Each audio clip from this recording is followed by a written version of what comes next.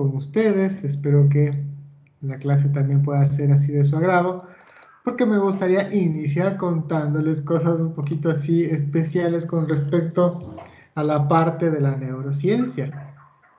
Ustedes de alguna manera ya van notando que mi tendencia a la neurociencia es un poco, si bien es cierto, es parte de la parte clínica. También puede ser que la parte de la neurociencia, que nosotros estamos directamente relacionados, está también con el estudio de la toma de decisiones, sea en economía o en procesos de marketing o incluso en algo súper interesante que hoy les quiero contar. Así que bienvenidos super psicólogos. Les presento, si es que ya no les había contado antes, a Daniel Kahneman o Daniel Kahneman. Daniel Kahneman es un psicólogo, es el único psicólogo que ha ganado un premio Nobel de economía. Y si no estoy mal, es el único psicólogo que ha ganado un premio Nobel. Los premios Nobel no se dan mucho a otro tipo de las ciencias sociales porque están más dedicados a la parte de la educación, la parte de la química, la parte de la física. Pero existe un premio Nobel que es directamente relacionado con la economía. Este premio Nobel le dan, bueno, a los científicos o a los investigadores que de alguna manera han tenido un impacto importante en el mundo de la economía. Y Daniel Kahneman, con sus investigaciones que iniciaron en los años 70, recibió el premio Nobel en el 2002. Premio Nobel de Economía, por un proceso teórico muy interesante. Daniel Kahneman habla sobre que nosotros empezamos a tomar decisiones y casi la mayoría de decisiones que nosotros tomamos, sea en el ámbito económico o bajo incertidumbre, son decisiones que las tomamos de manera inconsciente, apelando a unos principios muy especiales que tiene Kahneman, pero uno de sus principios es que nuestro cerebro se divide en dos, el sistema 1 y el sistema 2.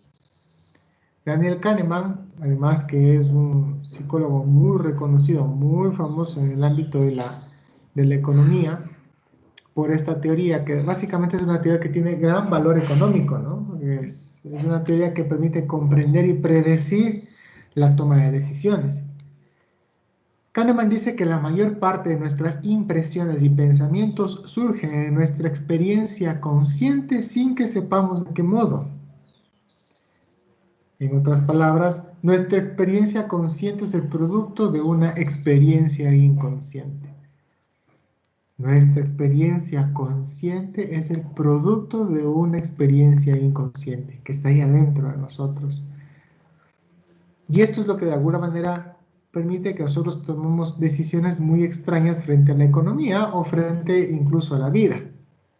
Él propuso la teoría de que este conglomerado, esta relación que podría existir entre el sistema 1 y el sistema 2 son los que generarían algo que le vamos a llamar sesgos y heurísticos cognitivos. Y esto es base también de una ciencia que le vamos a conocer como la neuroeconomía. Si bien es cierto, suena bastante marquetero el hecho de que se le ponga como neuro a muchas de las ciencias, la neuroeconomía o el neuromarketing o la neurosociología, la neuropolítica, son disciplinas, es la misma disciplina, pero que de alguna manera empieza a configurarse como una disciplina nueva porque se le aumenta toda esta parte de la investigación de neurociencias. Lo que habíamos visto ayer, por ejemplo. Se utiliza un cierto tipo de aparatito para que nosotros podamos ver esos marcadores biológicos, como por ejemplo el electroencefalograma, se utiliza la resonancia magnética funcional, se utiliza el galvanómetro, se utiliza el decodificador facial, se utiliza el eye tracker, varias de esas herramientas para poder comprender cómo es que un individuo puede tomar decisiones de manera inconsciente y si esas decisiones de manera inconsciente que toma un organismo, de alguna manera puede estar impactando en el desarrollo económico de una colectividad. Aparte de esta línea que es muy interesante, la neuroeconomía, hay una línea muy interesante que se la conoce como la economía conductual, de la cual Kahneman podríamos decir que es uno de sus principales precursores, por no decir que es el padre de la economía conductual. En este sentido, Kahneman propone esos sesgos y dice, bueno, ¿será que tú realmente tomas decisiones o que quizás el marketing, la gente, estas teorías de la conspiración, estas teorías antivacunas o estas cosas así un poco especiales puedan de alguna manera influir en los individuos? Y la respuesta es que sí, y se influye a través de el manejo de esos sesgos que los propone Daniel Kahneman y otros autores también. Entonces la teoría de los vías, que son esos atajos, ¿no?, que tenemos en la cabecita, es parte de la neuroeconomía y de la economía conductual, y que básicamente hoy ha sido parte también de una ciencia que es el marketing, la publicidad, el marketing político e incluso cómo se maneja en la toma de decisiones políticas en ciertos contextos. Noten algo muy importante, que la neuroeconomía y la economía conductual son directamente dos procesos metodológicos que salen de la psicología experimental. Acuérdense que la psicología experimental es esta parte de la ciencia que nos permite a nosotros comprender que existen leyes, leyes un poco más de características universales dentro de un grupo y que pueden tener replicabilidad. La psicología experimental está en el laboratorio, pero también la psicología experimental es base de nuestra ciencia psicológica, ¿verdad? Entonces, la economía conductual, la neuroeconomía, nace necesariamente de la psicología experimental, tanto como un proceso de experimentos en toma de decisiones, como un proceso de comprensión de cómo funciona esa toma de decisiones. Y la psicología experimental aporta a la economía conductual y a la neuroeconomía los factores psicológicos, sociales o cognitivos que afectan las decisiones económicas. Entonces, por eso es que nuestro querido Kahneman utiliza sus investigaciones y sus procesos para generar este sistema. En otros contextos ustedes también van a tener como la comprensión de los sistemas duales.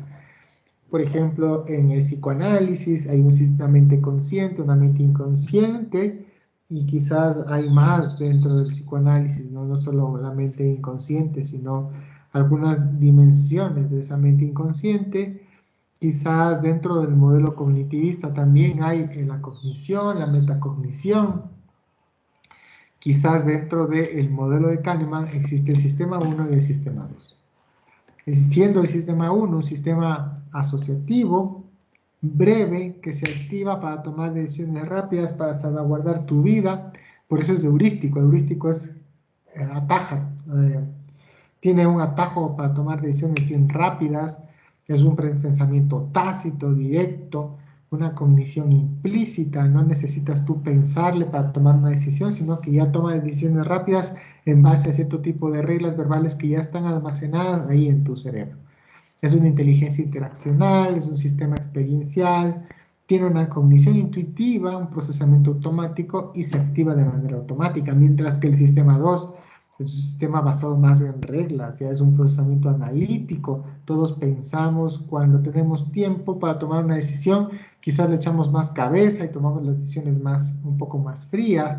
Tenemos esa cognición más de características explícitas. Tú sabes que estás pensando y tienes esa inteligencia más analítica. Vas a analizar, vas a ver costo-beneficio para tomar una decisión.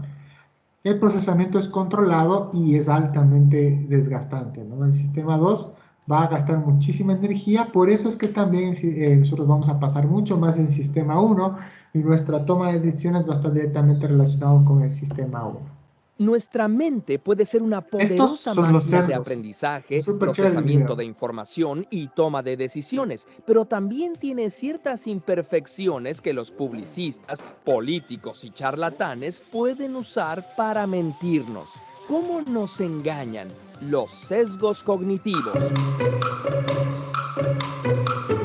Un sesgo cognitivo es un efecto que desvía el procesamiento mental del camino de la lógica, aunque cuando nos afecta nos parece que estamos pensando de manera perfectamente racional. Se trata de una especie de atajo que nos permite llegar a conclusiones rápidas en situaciones en las que ser veloz es más importante que ser preciso. Uno de los más comunes es el sesgo de confirmación. Es cuando buscamos o recordamos solo aquella información que está de acuerdo con nuestras creencias. Por ejemplo, la mayor parte de la gente cree que los dolores de la artritis son más frecuentes cuando llueve o hace frío. En un estudio se les pidió a varios afectados que registraran cada día si habían sentido dolor y cuáles habían sido las condiciones atmosféricas. A pesar de que los datos no mostraban que el dolor tuviera preferencia por algún estado del tiempo, los enfermos seguían afirmando que los días fríos y lluviosos aumentaban los episodios dolorosos. Apoyaban su afirmación seleccionando datos parciales como la cantidad de la primera casilla de esta tabla e ignorando la información de las otras casillas que indica en qué proporción ocurrían los episodios.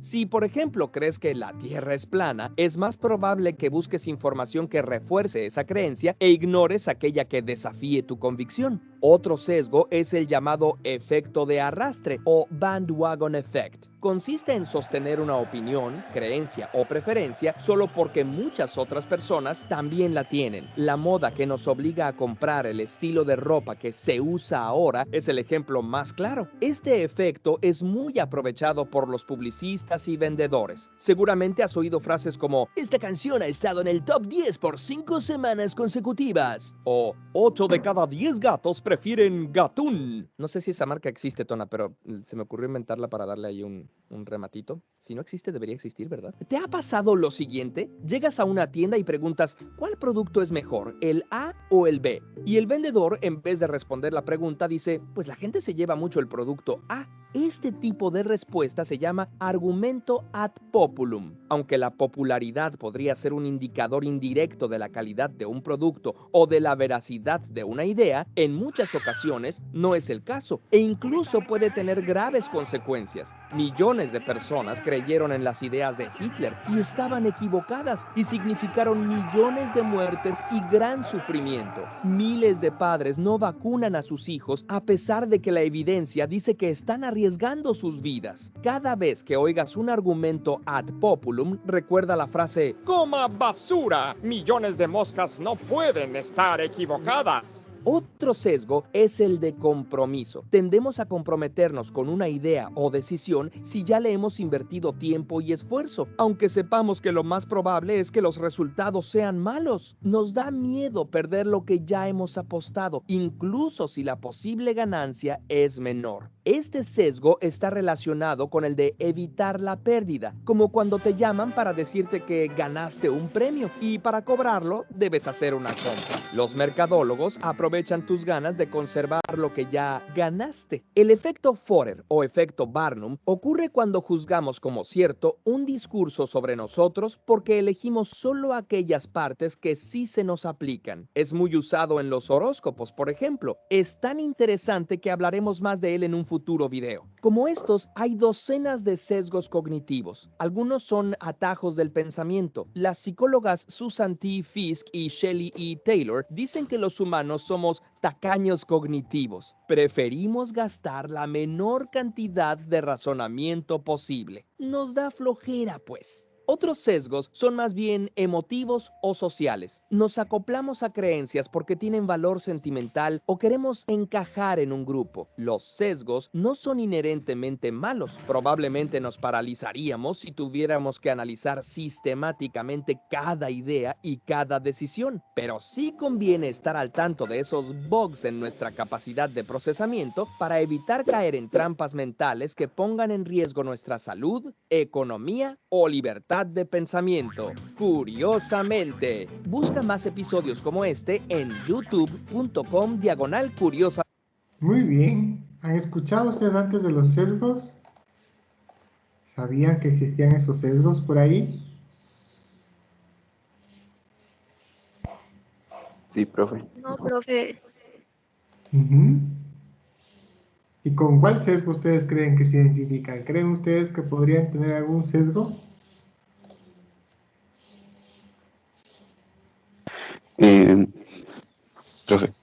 ¿qué le digo? ¿Cuál? Decía que los sesgos cognitivos son más utilizados en el marketing y Se usa en creo el que marketing. casi en todas las personas el sesgo que funciona es del efecto halo. ¿El efecto Forer? ¿El efecto Barnum? Efecto halo. Ah, el efecto halo, claro. El efecto halo ya. Pero siempre y cuando seas vendedor ahí, ¿no? Te toca ahí. El efecto halo es que las personas tendemos a darle atribuciones mucho más éticas a una persona que le vemos más, o sea, para poner una palabra, ¿no? Más bonita, le vemos y le damos atribuciones éticas. Y no solo eso, el efecto halo se usa muchísimo en las estafas, ¿no? Porque tú ves una persona ahí con un terno, corbata y bien cortadito el cabello, así, cosas así. Y pues no, tú dices, esta persona no me va a estafar, ¿no? ¿Qué va? Este no estafa nunca, ¿no? Y de repente, ¡tac!, te estafó. Entonces ese es como muy usado, ¿no? El efecto halo directamente relacionado. Y el efecto contrario se llama el double effect, el efecto demonio. En cambio, que una persona que de alguna manera no nos parece simpática, nos parece más bien así como un poco, quizás un poco no tan agraciada, pues ya le atribuimos efectos ya más de procesos ya más delicados. Quizás pensamos que es una persona que sí nos va a hacer daño, o que nos va a robar, ese tipo de cosas. El efecto, el double effect. Ujú. Muy bien, muchas gracias. ¿Por ahí alguien más? Tal vez algún otro efecto. Bueno, una de las cosas interesantes del efecto de validación subjetiva, o también llamado el efecto Forer, es que a través del efecto Forer nosotros podríamos descubrir qué es lo que los brujos, las brujas, los que leen cartas, los que leen cartas, los que incluso hacen, mira, esta no es una crítica muy bonita para la psicología, pero incluso los que hacen esto de los test proyectivos, ¿no? O sea, tú dibujas, digamos, un árbol, dibujas una persona y de repente hay una persona que lee ese dibujo. Entonces, daste la idea que cuando nosotros tenemos un efecto de validación subjetiva, como el efecto Forer, el efecto Barnum, es un efecto que permite que las personas puedan creer más o identificarse más con algo que tú crees que es tuyo, que nació de ti. Entonces tú dices, claro, como yo dibujé eso, como yo hice esa firma, quizás en la grafología, de esto de analizar las letras, las firmas, entonces de alguna manera la gente tiende a creer un poco de eso. Estaba buscándoles un video, pero no tengo. Es un video muy interesante en donde tú utilizas el efecto de validación subjetiva para hacer un experimento con un individuo y un muñeco vudú. No lo tengo, pero tengo un muñeco vudú y tú le pides a la persona que te pueda dar algo de la persona, ¿no? Un anillo, así, un cabello. La persona se saca un cabello y tú le pones en el muñeco. Y de ahí básicamente haces como un procedimiento de hipnosis con la persona. Y luego le pides que abra los ojos y que vea el muñeco. De ahí empiezas tú a mover las manitos del muñeco y la persona empieza a mover sus manitos sin tener conciencia de que está moviendo las manitos. O sea, tú mueves el muñeco, las manitos del muñeco y la persona mueve. Tú le clavas el esfero, digamos, al muñequito y la persona empieza a sentir ese malestar de lo que, como si estuviera siendo apuñalada, así como si estuviera siendo clavada algo en el cuerpo. Entonces, esto es parte de un efecto, con un efecto experimental para comprender cómo funciona el proceso de los sesgos, específicamente el sesgo de confirmación. El efecto de validación subjetiva, que es este efecto en donde cuando es algo que es mío, pues de alguna manera yo me engancho e incluso me identifico con eso que yo siento que es mío. Es súper interesante ese experimento, ojalá algún rato lo puedan ver. De ahí, pues, hay un sesgo, que es el sesgo de confirmación, que esto funciona mucho en la política, ¿no? Si tú ya tomaste una decisión, y esa decisión, incluso cuando tú compras, ¿no? Tú compraste algo que tú crees que es una buena compra, tú ya no preguntas en otro lado cuánto está porque ya ni quieres saber. Mejor evitas la fatiga. Este sesgo de confirmación tiene mucho que ver con las cosas que tú crees y de alguna manera con las cosas que tú buscas con respecto a tus creencias y valores. Pero también hay el sesgo de desconfirmación. El sesgo de desconfirmación es que todo lo que va en contra de tus creencias y tus valores también le desconfirma. Es decir, le dices que eso no funciona, no sirve.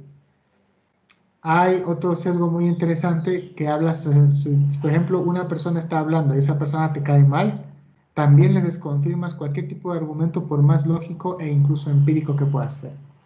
Y existe un sesgo que ustedes, bueno, el sesgo de arrastre y la falacia populum, que son falacias más bien argumentativas, que están apelando al efecto arrastre. Hay un sesgo muy interesante que es el sesgo de punto ciego. El sesgo de punto ciego nos dice que las personas creemos que todo el mundo está sesgado, menos nosotros. Entonces todo el mundo está sesgado, menos nosotros. Entonces en ese momento ustedes se van a dar cuenta de que nosotros decimos, capaz yo no tengo ningún sesgo. Entonces ya sabes, estoy apelando al sesgo de efecto de punto ciego. Los sesgos son muy interesantes de estudiarlo. Quizás lo aborde en algún proceso un poco más profundo en la parte cognitiva y si no en economía conductual algún rato así. ¿Alguna pregunta? ¿No?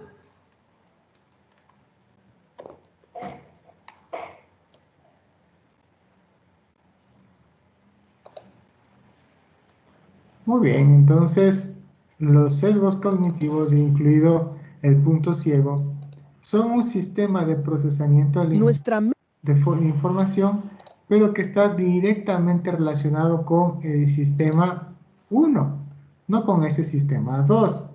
Porque si nosotros diríamos es el sistema 2, entonces quizás ya no sería tanto mente un puede sesgo, ser ¿no? una poderosa máquina. Ya no sería un atajo, sino básicamente sería un sistema de procesamiento de la información.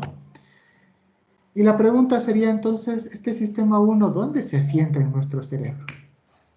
¿Cuál es ese proceso inconsciente que permite que nosotros actuemos sin pensar? Que tomemos decisiones prácticamente rápidas, porque si es que no tomábamos las decisiones rápidas, pues quizás estaba en riesgo nuestra vida.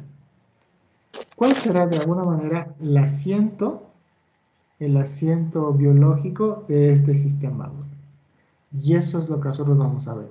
Me estaba olvidando que hay un sesgo que se llama aversión a la pérdida. El sesgo de aversión a la pérdida se activa no solo cuando los mercadólogos te dicen compra este y si no compras esto pierdes lo otro. Se activa cuando tú vas a hacer dieta, por ejemplo. Entonces tú dices, yo voy a hacer dieta para bajar de peso, entonces vas a hacer dieta y de repente te das cuenta de que no lo puedes hacer porque cuando nosotros entramos en dieta parecería que se activa el sesgo de aversión a la pérdida, no nos gusta perder. ¿Y qué vamos a perder? Vamos a perder la comida que vamos a comer y generamos mucha resistencia. Y hay un sesgo que se llama también aversión a la elección, aversión al riesgo se llama.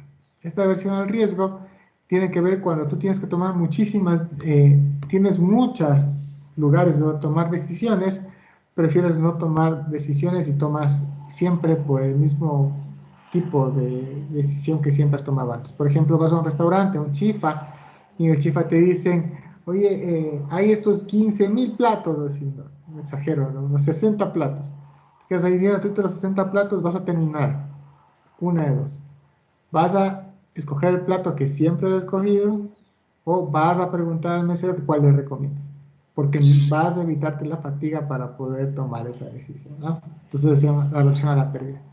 ¿Dónde se asienta este tipo de... ¿Dónde se asienta el sistema 1? ¿Dónde se asienta esta parte inconsciente, esta parte implícita que de alguna manera nos permite a nosotros sobrevivir frente a las situaciones de la vida? Pues vamos a ver hoy en este cuarto encuentro las estructuras talámicas y los ganglios basales. Tomando en cuenta que todos estos procesos automáticos de sobrevivencia, todos estos procesos que de alguna manera están asociados a la toma de decisiones, al hecho de alejarse de lo aversivo, acercarse a lo positivo rápidamente, están relacionadas con las estructuras talámicas. Es decir, que nuestro sistema 1 se asentaría en esas estructuras talámicas. Y vamos a ver esas estructuras talámicas tomando en cuenta el diencéfalo. Por si acaso, voy a silenciarles un audio que por ahí está abierto.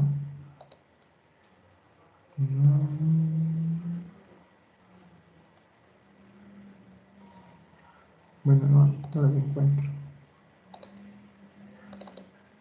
El diencéfalo es una estructura que se conforma por todas las terminaciones tálamo, ¿sí? Entonces van a tener ustedes hipotálamo, epitálamo, subtálamo y obviamente el famosísimo tálamo. Tomando en cuenta que este tálamo es una estructura como el director de orquesta. Toda la información inicial llega al tálamo y del tálamo se distribuye a otras zonas del cerebro. Contiene varias partes el diencéfalo y todas que terminan con el nombre de tálamo. Y el tálamo significa cámara interna. Entonces, por eso ustedes tienen tálamo, hipotálamo. Veamos la gráfica anterior. Entonces, ustedes, como están justo en esta cámara interna, van a tener el hipotálamo, van a tener el epitálamo, van a tener el subtálamo debajo de todo y el tálamo, como esta estructura más grande que de alguna manera gobierna las demás estructuras. Esta cámara interna, que ustedes van a encontrar varios núcleos, varias zonas, e incluso el tálamo dividido en varias estructuras, es un conjunto de sustancia gris. Está formado por dos estructuras encefálicas con forma de huevo que se encuentran por debajo de la corteza cerebral. Acá se ve un poco mejor. Está por debajo de la corteza cerebral. Y al igual que los dos hemisferios, se comunican entre ellas a través de una especie de puente que las mantiene unidas y que le llamamos conexión intertalámica. Entonces los hemisferios cerebrales que están hacia arriba del tálamo se conectan entre ellos a través del puente, ¿no? ¿Sí? Esa conexión interhemisférica. Pero esta partecita que también está compuesta por dos partes laterales se van a unir a través de la conexión intertalámica. El tálamo, háganse la idea que es la mitad derecha y la mitad izquierda. Las dos se tienden a estar separadas por el tercer ventrículo, esta parte, este huequito, donde está almacenado toda este líquido cefalorraquídeo que funciona para amortiguar cualquier tipo de daño que nosotros podamos tener. Es la más intermedia, se le refiere como un centro de relevo sensorial. Relevo sensorial significa que ya va a entrar todo. Entonces es como una gran estación central. Entonces ahí entra todita la información. Entra la información gustativa, la información olfativa, la visual, todo.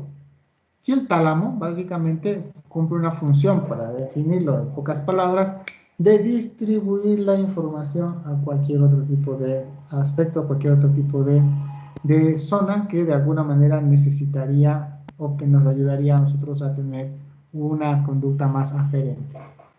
Entonces el tálamo es una gran estación central en donde existe toda una gran conjunción de estímulos sensoriales. El tálamo, se lo ve aquí, esta estructura en el cerebro real, recibe un gran número de fibras de la corteza cerebral también, y estas conexiones corticoeferentes sugieren que el tálamo funciona como un filtro o compuerta que provee cierto grado de procesamiento preliminar de las señales antes de que lleguen a la corteza. Entonces yo digo, bueno, si yo fuera el que despacha a la estación central, diría, mira, aquí está la información visual, mandémosle a la zona de la corteza visual. Está esta información que es más de características auditivas, mandémosle a la parte auditiva. Entonces, en este contexto, el tálamo se convertiría como estos grandes, ¿cierto? Está de poner esa foto. Acuérdense que antes existían estas personas que tú llamabas cuando había los teléfonos, cuando recién salían, y decía, operadora, comuníqueme con tal persona. La operadora cogía y te conectaba por el cablecito con esa persona, ¿no? Básicamente ese sería el tálamo, ¿no? Entonces, en parte visual necesitamos que de alguna manera accedas a un recuerdo, ¿no? Entonces ahí empieza como a hacer este tipo de conexiones. Juega un papel clave en la cognición al actuar como un coordinador central que vincula diversas regiones de alto orden del telencéfalo, incluyendo la neocorteza, los ganglios basales, el hipocampo y otras áreas límbicas. El sistema límbico está directamente relacionado con las conexiones que nosotros podríamos tener con el tálamo. Cuando tú estás viendo algo que te genera malestar, vas a ver eso que te genera malestar, lo vas a percibir, va a ingresar por tus sentidos, va a ir al tálamo, el tálamo quizás vaya a lanzar la información hacia la amígdala por ahí al hipocampo, lo va a comparar con el hipocampo esta información, y de ahí quizás salta hacia nuestro neocórtex. Desempeña un papel que regula la actividad cortical y modula la actividad sensorial que entra. Entonces, de ahí mucha actividad sensorial disminuye. Vamos a dormir, chicos. Entonces, vamos a dormir, chicos. Un defecto de esta función produciría dificultades en la interpretación del input sensorial, así como distorsiones de la función cognitiva y emocional. Si de alguna manera se altera el tálamo por algún tipo de coágulo o algún tipo de tumor que pueda existir ahí, o quizás algún tipo de accidente, como lo veíamos en el caso de Piñas-Gay, pues la persona quizás pueda tener muchos conflictos en las funciones cognitivas, desregulación intensa de la emoción, y sobre todo es muy probable que la persona pueda tener distorsiones en el input, no sepa qué percibe, tenga agnosias, por ejemplo. Muy interesante un cerebro que esté afectado en este tipo de zonas. El tálamo está conformado por varias partes. En este video se ve bastante claro todo lo que conforma. Comenzaremos hablando sobre la conformación citoarquitectónica del tálamo, y como habíamos descrito anteriormente, el tálamo en un diámetro antero-posterior tiene 3 centímetros y en su diámetro, que va de medial a lateral, tiene 1.5. Estos tálamos tienen una lámina que permite en su extremo anterior bifurcarse, y esta bifurcación en forma de Y permite al tálamo dividirlo en 3 grupos nucleares importantes. Esta es la lámina medular interna, y si existe una lámina medular interna, también existe una lámina medular externa. La lámina medular interna ayuda al tálamo a poder dividirlo en grupos nucleares, y estos son los grupos nucleares importantes: el grupo nuclear anterior, el grupo nuclear medial, representado en verde, y el grupo nuclear dorsolateral, que estaría representado en naranja. Cada uno de estos núcleos, como ustedes pueden observar, grupos nucleares, contiene gran cantidad de núcleos.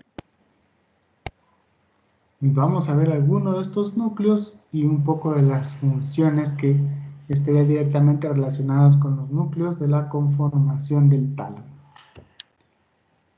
La estructura del tálamo: en los núcleos talámicos ustedes pueden empezar a ver algunas estructuras, ¿no?, tanto en el corte que vieron aquí al final de la película, del video, pero acá se puede dividir como un poco más claro, ¿no?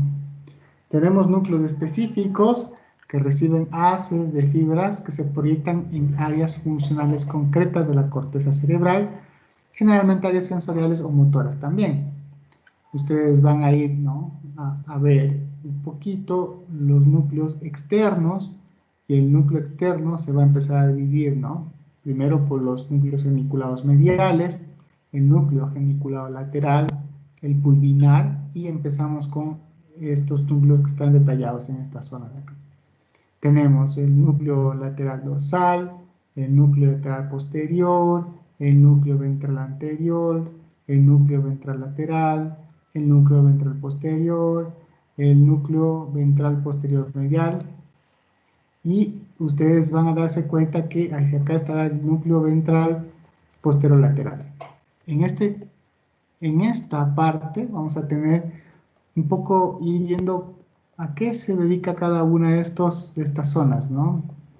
Entonces, por ejemplo, los núcleos talámicos específicos se proyectan hacia áreas corticales muy diseminadas y pueden cruzar límites funcionales de la corteza. Es decir, ustedes van a darse cuenta que las haces que salen de aquí van a enervar casi todo el cerebro, hasta los más lejanos para el tálamo, ¿no? Los núcleos subcorticales no tienen conexiones directas con la corteza, pero los núcleos de asociación reciben aferencias de varios lugares y se proyectan hacia áreas de la corteza de asociación.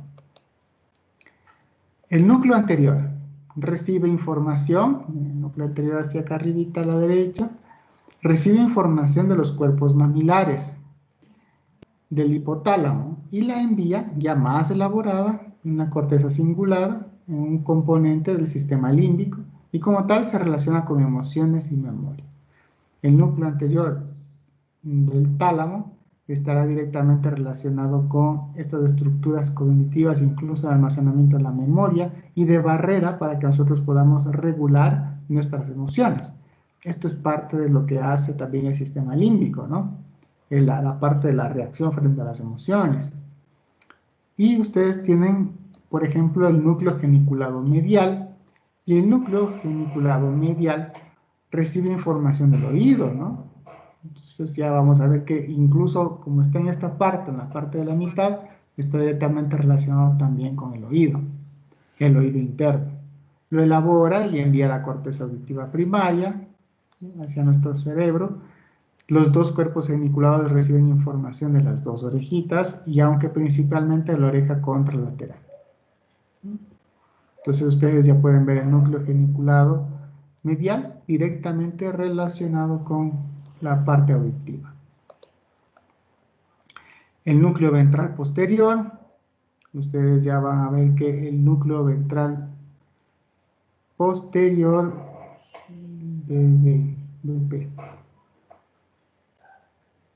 el núcleo ventral posterior, que es el lateral y el medial, es un núcleo de relieve de la información somatosensorial, del tacto, del dolor, de la temperatura. El núcleo ventral posterolateral recibe información de la sensibilidad general del cuerpo, mientras que el ventral posteromedial recibe la información de la sensibilidad general de la cabeza.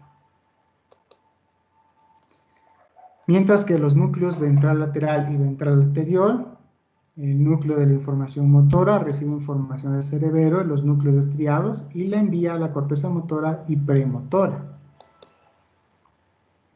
El pulvinar y lateral posterior, aquí está el pulvinar,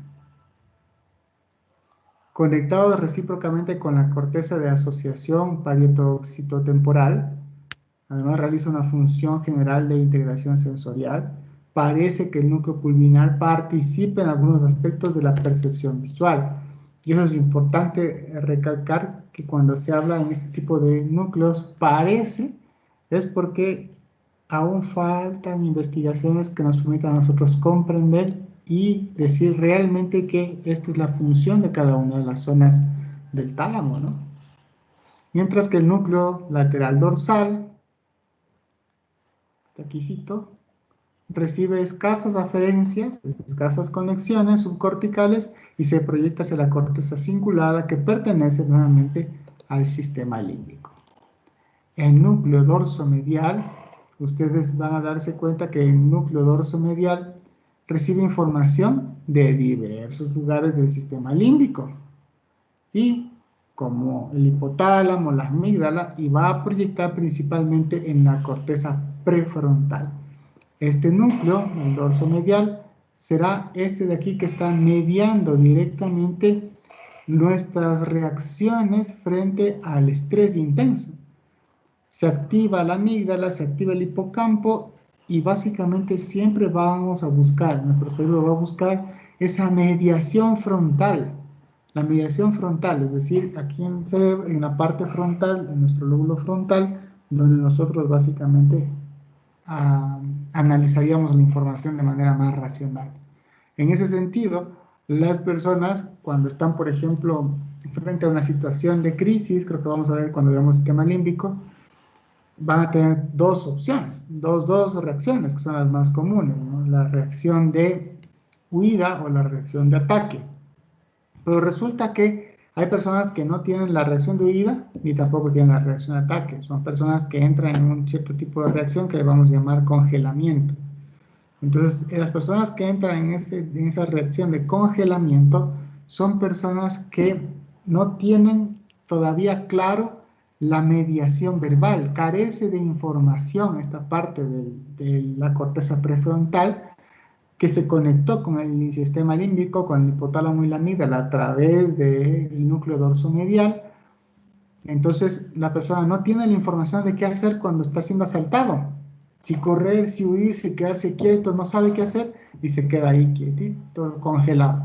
Entonces dice que esta respuesta reptiliana, ¿no?, de quedarse congelado, no necesariamente es una respuesta reptiliana, sino es una respuesta de falta de entrenamiento de esta asociación entre el límbico y la corteza prefrontal mediada por el núcleo dorsomedial. El dorsomedial también recibe información de diversos lugares del sistema límbico, como el hipotálamo, la amígdala, proyecta principalmente en la corteza prefrontal, se relaciona con emociones y el estado de ánimo. Ahora vamos a ver qué es lo que hace el geniculado lateral. Y el geniculado lateral recibe en cambio la información de los ojos, ¿no? La retina la elabora y la envía a la corteza visual primaria. Recibe información de los ojos, ¡sí!, mando al cerebro. En el cuerpo geniculado derecho llega la información de la mitad izquierda, y en el cuerpo geniculado pues va a llegar la información de la mitad, ¿sí?, contraria. ¿Y cuáles son los núcleos intralaminares de la línea media? Los intralaminares, ¿no?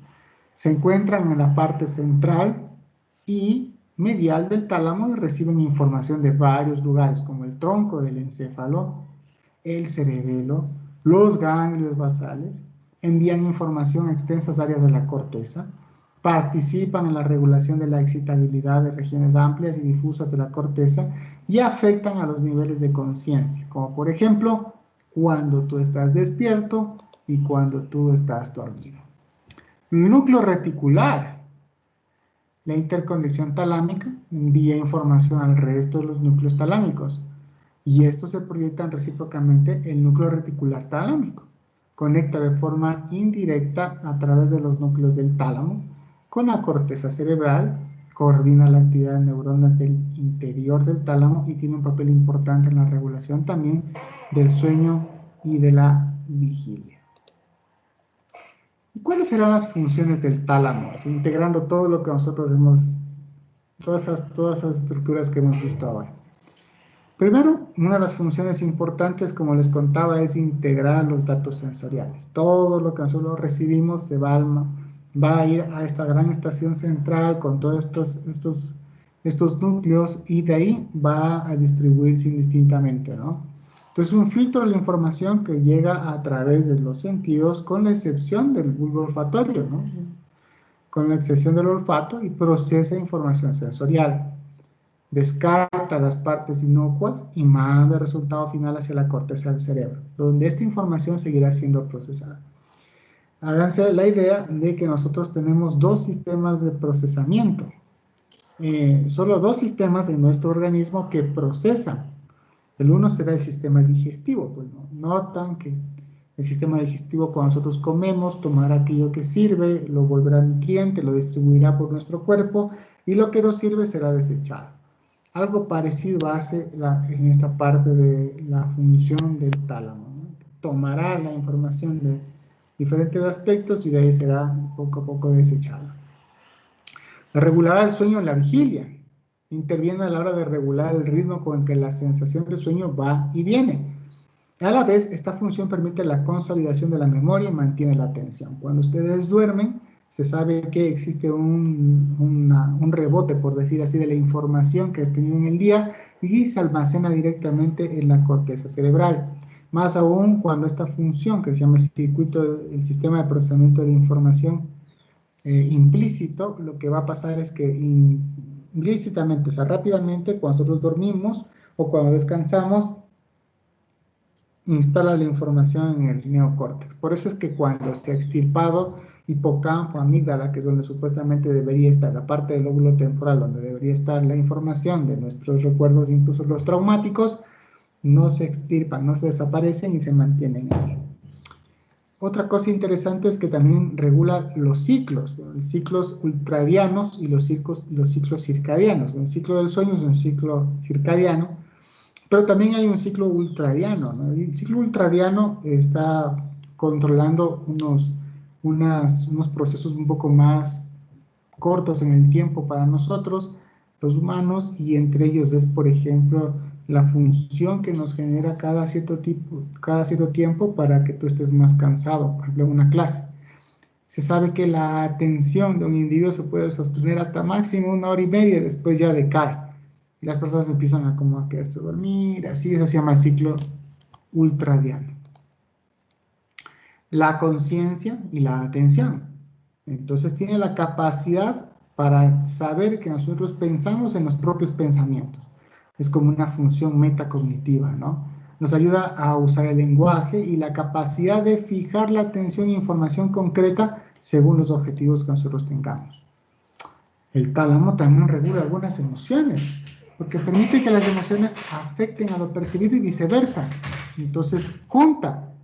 Yo veo algo que no me gusta, siento una emoción, pero también siento una emoción y podría evocar algo que no me gusta, ¿no? De características privadas, de conducta privada.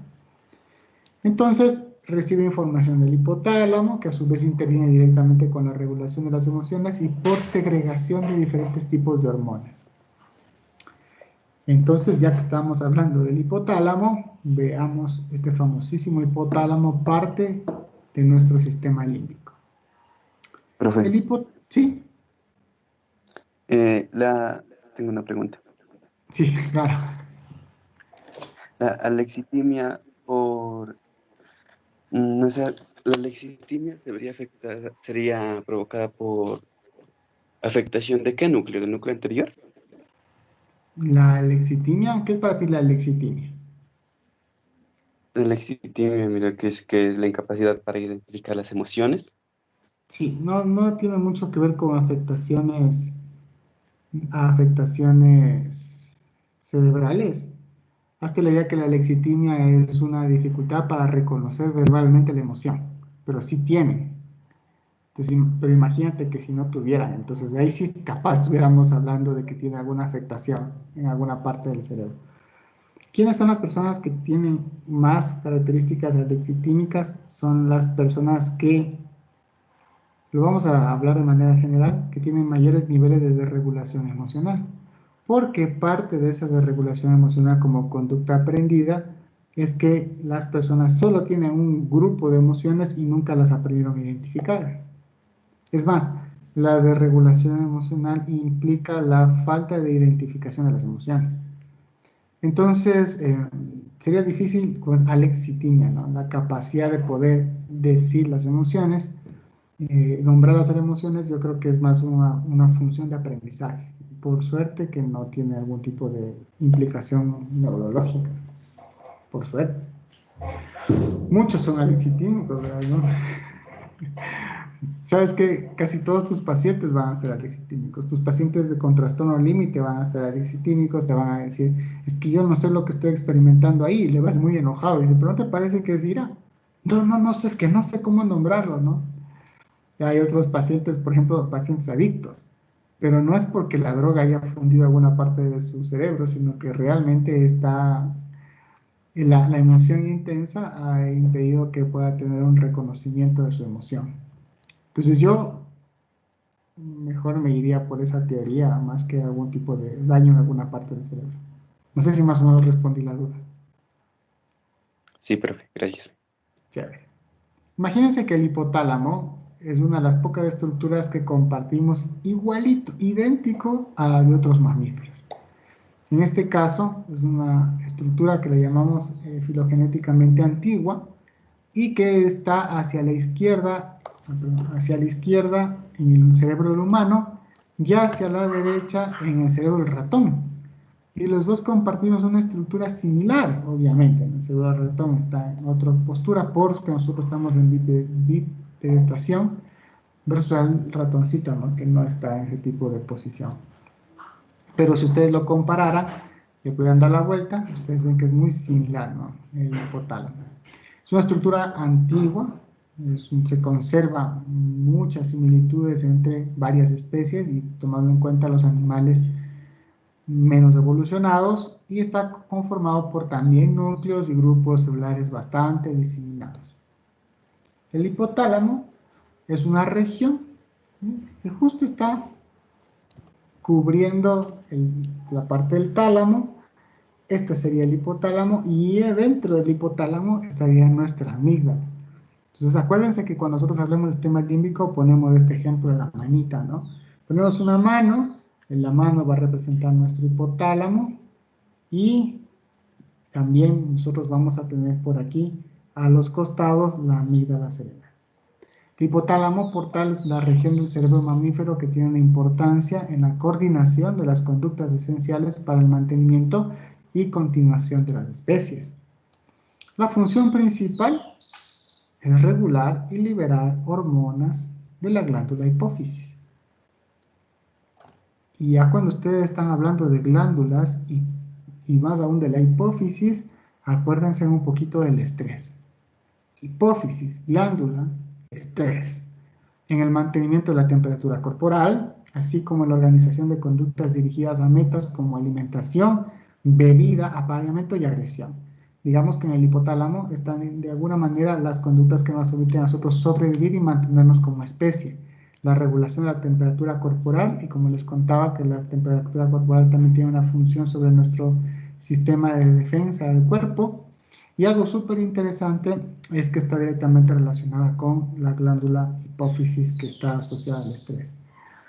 Es el principal centro de control de una función autonómica, netamente autónoma, esencial para realizar los ajustes conductuales a cambios en el ambiente interno o externo, y es el principal centro para el control de la función autonómica, esencial para realizar los ajustes conductuales.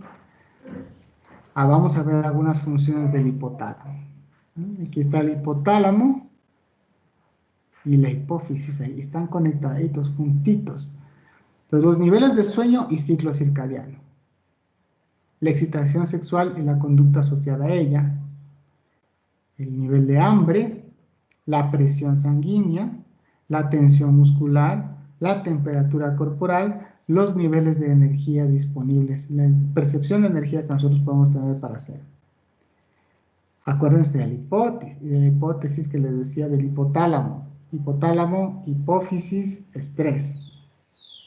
Hipotálamo, hipófisis, estrés. Esto me suena a algún tipo de circuito muy especial, ¿no? El estrés implica toda agresión interna o externa al organismo que altera su equilibrio homeostático. Puede tratarse de estímulos físicos, traumáticos, psíquicos, y pueden estar en relación con un esfuerzo súbito, un exceso de trabajo o cualquier tipo de estimulación violenta y de mucha diversidad del origen de su estímulo.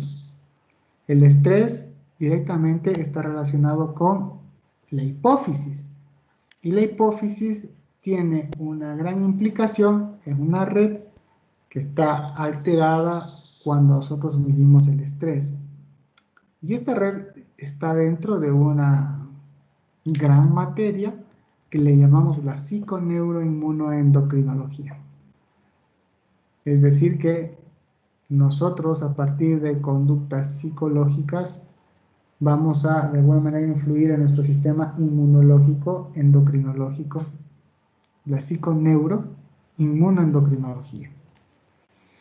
El estrés podría generar una agresión interna a nuestro organismo de tal manera que nosotros podríamos incluso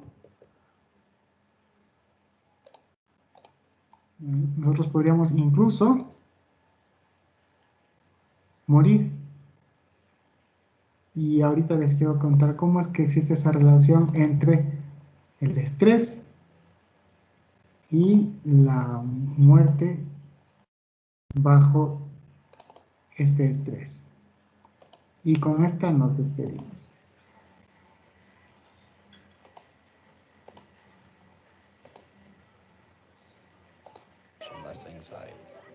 If our values are a key component of happiness, that may explain one of the anomalies in international happiness research. According to an increasing amount of data, Japan is the least happy of the wealthy industrialized nations. 最後の質問なんですけど、はい、今日は何の日でいらっしゃいますか？誕生日です。おいくつになられるんですか？39です。39、お若いですよね。ありがとうございます。はい。けど誕生日の日にこういう友達と飲まれて例えばご両親とか、はい、彼女とかどうおっしゃってますか？誘われるがままに言ってますんでね。彼女には言ってあります。それよりか大事なちょっと仕事の話があるんで、で、彼女とは明日会います。明日会います。After World War II, Japan's entire workforce was mobilized to rebuild the country from the ground up. For decades, they emphasized economic growth and material prosperity above all else, and their achievements were the envy of the Western world. But those achievements have come at an awful price. A telling and dangerous phenomenon is occurring in Japan. People are working such long hours and enduring so much stress that they are literally working themselves to death. It's become so common, so many people have died, that they even have a word for it, karoshi. This toxic lifestyle is leading to record low levels of happiness among the Japanese.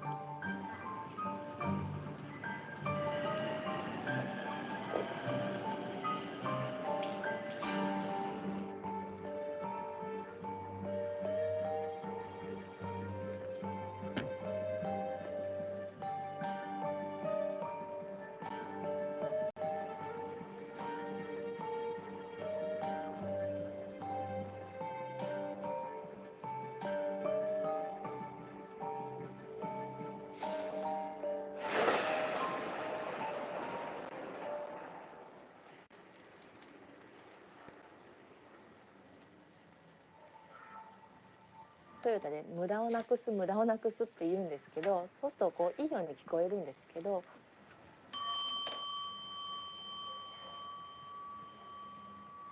それは人間としてのゆとりをなくしてるっていうことで、効率効率ってもう今限界だと思うんですよ。お盆休みがあったんですけども、その頃からちょっとおかしいなって思ったんですよ。なんかこういつも考えてるっていう感じで、こうお盆休みも何日か出勤をしていて、亜美は3歳ですね。亜美、もうすぐパパ帰ってくるね。今日仕事から帰ってくるよ。そしたらなんて言う？なんて言おうか。おかえりよ。来たよ。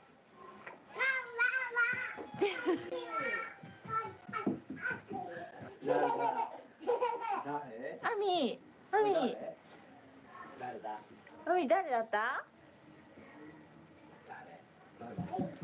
よいどん、よいどんなんちゅう。パパじゃ。一個しとった？亜美？少し覚えてるね。亜美、あれなんだよ。なんだ。よいしょ。とにかく遊びたいですからね。夫が疲れてるどこは全然わかりませんから、やっぱり会えば抱っことか、だんだんその回数が減ってったんですね。夫が亡くなった日は、疲れてはいましたけど、それでも行ってくるわって言って出かけたんです。品質に関してチェックをするようなところでした。で、会社の申し送り帳っていうのがあって、それを後から見ると、当日やっぱりいろいろ不具合が出てるんですね。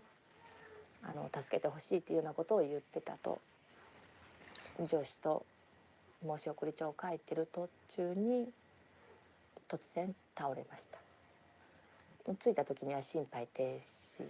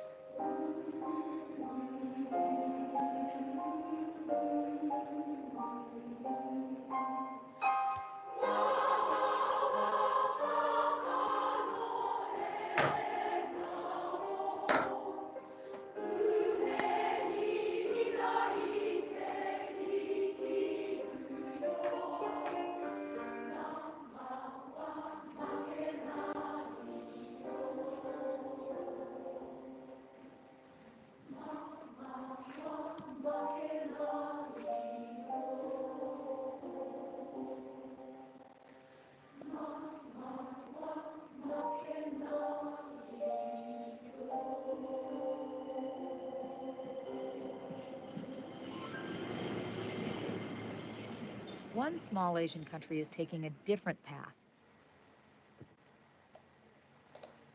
La gente muere en Japón de infartos que le llaman kariyoshi. Son los infartos que les dan por estrés. Altos niveles de estrés por sus altas horas de trabajo y sus altas demandas de presión. ¿Qué tiene que ver eso con el hipotálamo y la hipófisis? Lo veremos la próxima clase. ¿Habían visto ese video alguna vez? ¿Sabían que existe el kariyoshi? No trabajen tanto. Te voy a preguntar a los políticos de acá si es que les va a dar algo de eso. ¿Preguntas, dudas? Nos vemos el día lunes con su trabajo, chicos. Así que pónganle ahí todas las ganas para hacerlo. Cuídense muchísimo. Que tengan una súper linda semana y cuídense todavía. No se estén contagiando. Gracias, Lice. Gracias, profe, igualmente. Chao, que les vaya bien. Chao. Gracias, Magister. Nos vemos el Gracias, lunes. Magister. Hasta luego. Chao, que les vaya bien. Chao. Profe, una última cosa. Ahí te escucho. Ya, lo que pasa es lo que le conté ayer del grupo. Sí, yo te puse uno, ¿no? No, le puso a Jordi, pero Jordi y yo Ah. quedamos para hacer el 12º par craneal. Ah, ya. Mejor, ya dale, no hay problema, de una, mejor. Ya, para que hagamos los dos el 12º. Ya, perfecto, muchas gracias. Ya listo, profe. Ya nos vemos, Dani. Hasta luego. Chao.